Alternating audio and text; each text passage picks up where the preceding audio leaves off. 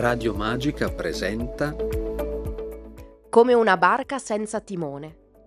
Una storia di Maria Elena Porzio ispirata a Luigia Tomadini, che dopo la morte del marito nel 1924 continuò l'attività del pastificio di famiglia.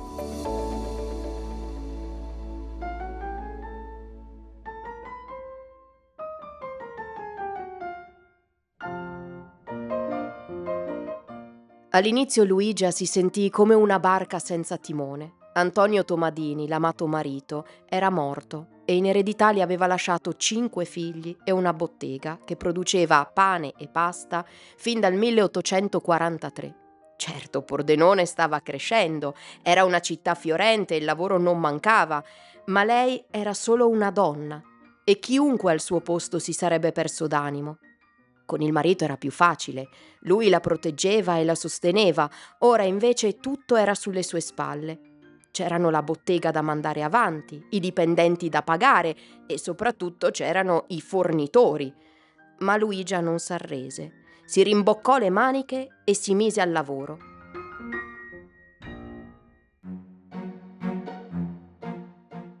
Una mattina, toc toc, si udì qualcuno bussare. Era il signor Beppe, un omone che forniva i sacchi di farina. «Mi dovete 500 lire», disse il mugnaio con voce cavernosa. «Dunque, le avete?» Luigia non si perse d'animo. «Ho promesso che vi pagherò a fine mese. Fidatevi di me». Il signor Beppe mugugnò qualcosa e disse che sarebbe tornato a fine mese per riscuotere i suoi denari. Qualche giorno dopo, quando era ora di chiudere bottega, di nuovo qualcuno alla porta. Toc, toc. Era il signor Toni, un omino piccolo, smilzo e molto ricco. Produceva macchinari per impastare e Luigia ne aveva comprato uno nuovo a rate, cioè pagando una piccola cifra ogni mese. «Siete indietro con l'ultima rata», brontolò il signor Toni. «Siete sicura di riuscire a pagare?» «Lo farò, ve lo prometto», lo rassicurò Luigia. Il signor Toni la guardò con un misto di pietà e furbizia. «Signora Tomadini, non sarebbe forse meglio vendere la bottega?» disse con una vocina sibilante. «Posso comprarla io?» «Datemi qualche giorno e pagherò tutto, lo giuro sui miei figli», disse Luigia. Anche il signor Toni mugugnò qualcosa. Delle donne non ci si poteva proprio fidare. «Vi concedo ancora una settimana», disse, e se ne andò. Una volta rimasta sola, Luigia si sedette e si mise a piangere. Non avrebbe mai venduto l'attività del suo amato Antonio.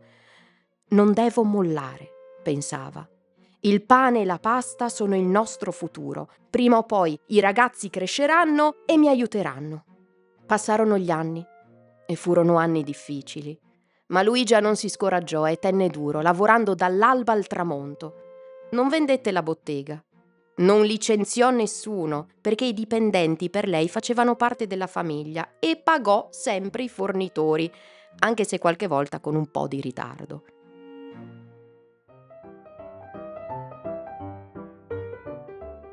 Non appena i figli crebbero, uno alla volta iniziarono ad aiutarla. C'era chi portava l'acqua, chi puliva, chi faceva i conti, chi le consegne. Luigia era una vera imprenditrice. Sapeva che non ci si doveva mai fermare e che si doveva anche un po' rischiare. Così, nel 1930, fece il grande passo. Acquistò lo stabile che ospitava la vecchia cartiera di San Marco e trasformò la bottega in una moderna fabbrica con nuovi macchinari per la produzione e l'essiccazione della pasta. Fu così che la pasta Tomadini iniziò a essere conosciuta anche fuori Pordenone. La gente diceva che aveva un sapore unico. Forse erano il grano buono, o l'acqua del fiume, o forse era l'amore della famiglia per quel mestiere che, mescolato con gli altri ingredienti, dava all'impasto un gusto speciale.